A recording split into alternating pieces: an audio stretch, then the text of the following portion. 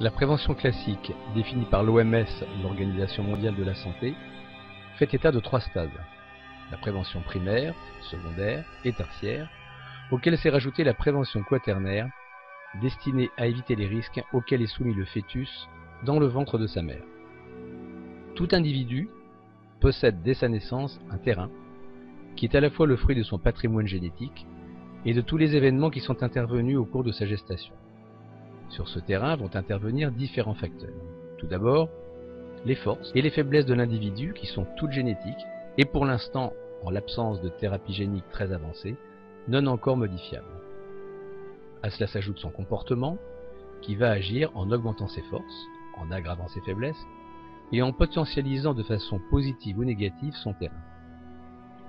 C'est pratiquement le seul facteur sur lequel l'individu peut agir. L'environnement joue également de façon importante, on le sait de plus en plus avec exactitude.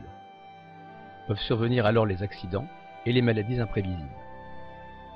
L'ensemble des facteurs précédents participent des facteurs de risque, parmi lesquels l'âge et les faiblesses spécifiques de chaque sexe constituent des données aggravantes non maîtrisables.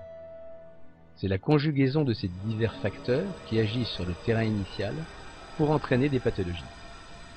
La prévention primaire a pour but d'éviter l'apparition de ces pathologies. Pour limiter les risques, renforcer les comportements positifs et dépister les signes avant-coureurs, la prévention va établir des profils de risque, comme par exemple le syndrome métabolique ou le risque cardiovasculaire. Les pathologies sont généralement d'abord aiguës, c'est-à-dire d'une apparition nouvelle, plus ou moins brutale, et ensuite elles deviennent chroniques. Certaines maladies sournoises comme le diabète passent d'emblée à la chronicité parce qu'on n'a pas su les dépister lorsqu'elles étaient inapparentes. Les maladies chroniques passent généralement par des poussées aiguës au cours desquelles des accidents peuvent survenir.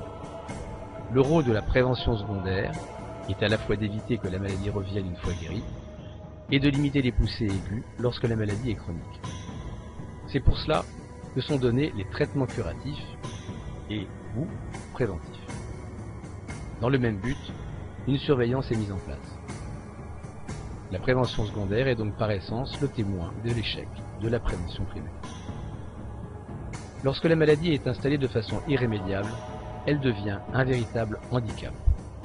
Le rôle de la prévention tertiaire est d'éviter que cette maladie ne s'aggrave. Là aussi, elle est bien le témoin de